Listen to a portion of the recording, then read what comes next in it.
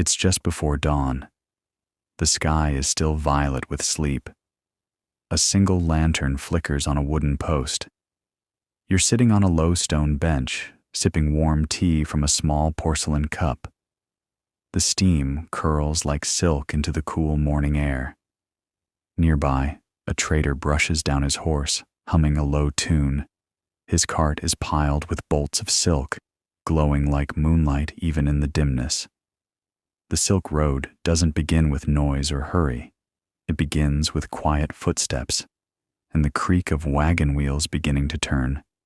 This courtyard, deep in Xi'an, was once the eastern gate of the known world. From here, caravans would travel thousands of miles westward, through mountains, deserts, and empires, all the way to Rome. But right now, all that matters is the sound of birds waking in the trees, and the soft rustle of silk being folded. By midday, the sun is gentle overhead. The road winds westward through the Gansu corridor, a narrow ribbon of green between the desert and the mountains. Camels plod slowly, their padded feet barely making a sound in the dust. Their shadows stretch long across the ground. You walk beside them, listening to the jingling of bells tied around their necks. Each camel has its own rhythm, soft and uneven, like a lullaby. Along the way, you pass tiny villages made of clay and straw. Children wave lazily. Women hang bright cloth from the windows. You smell hot millet cooking in a stone pot, and hear the rustling of paper prayer flags fluttering in the breeze. Later, you arrive in Dunhuang, a city at the edge of the desert where the mountains fold back and the sand begins. Here, traders stop for the night. They gather under awnings, exchanging coins and stories, rubbing their aching feet. You walk quietly to the edge of town, where a monk lights incense before a cave. Behind him lies the Mogao Caves, vast stone chambers filled with sacred murals. They glow like lanterns in the dark. Inside, it smells of sandalwood and ancient dust. Paintings of bodhisattvas, dragons, and kings stretch along the walls, scenes of distant lands and divine dreams. But it's quiet. The only sound is your breath and the distant chant of monks. Now comes the desert. But don't be afraid. We'll move slowly. The night wind is cool, and the stars are so many that they feel heavy above us. You lie back on a woven mat beneath the sky. Someone nearby plays a gentle tune on a stringed instrument, perhaps a ruin or pipa. Traders speak in low voices around a fire, sharing dried fruit, almonds, and warm rice wrapped in lotus leaves. You taste the salt of preserved plums. The fire crackles softly. Tomorrow, they say, they'll reach a well. But tonight, no one rushes. The desert is quiet, patient. Just sleep here, under the stars.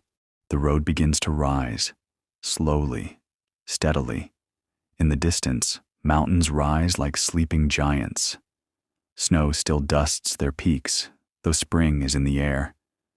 You climb a narrow path beside a stream, its water gliding over stones smoothed by centuries. Yaks graze nearby, their long hair swaying in the breeze. A shepherd waves gently, wrapped in thick woolen robes. His tent is pitched among the wildflowers.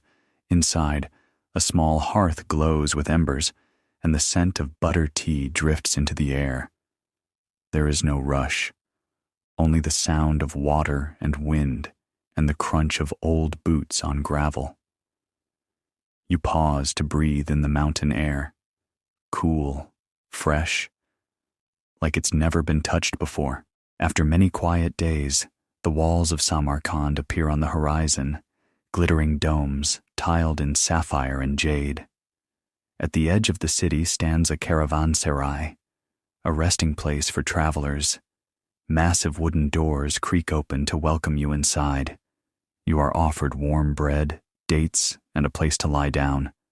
The stone walls echo with soft voices and laughter. Children run between the columns, chasing shadows.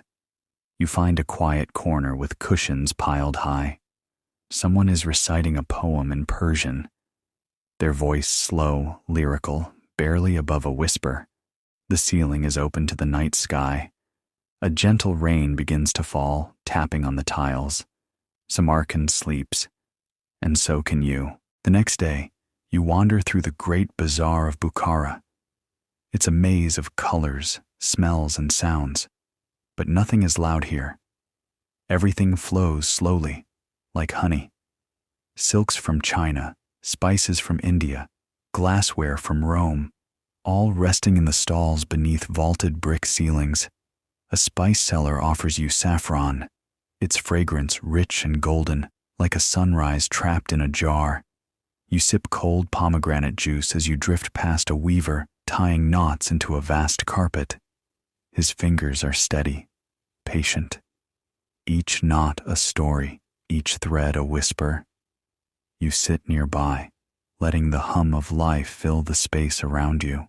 Not far away, there's a walled garden. In ancient Persia, they called such places paradise, a place where time stopped, where silence bloomed like a rose. The air is thick with the scent of jasmine and orange blossoms. You walk beneath pomegranate trees, their fruit glowing like lanterns in the shade. Water trickles down marble channels, gathering in small pools lined with turquoise tiles. A peacock watches you, its feathers shimmering like emerald silk. You lie on a cushion beneath the trees. The garden wraps itself around you, and the world fades away. And now, the journey begins to slow.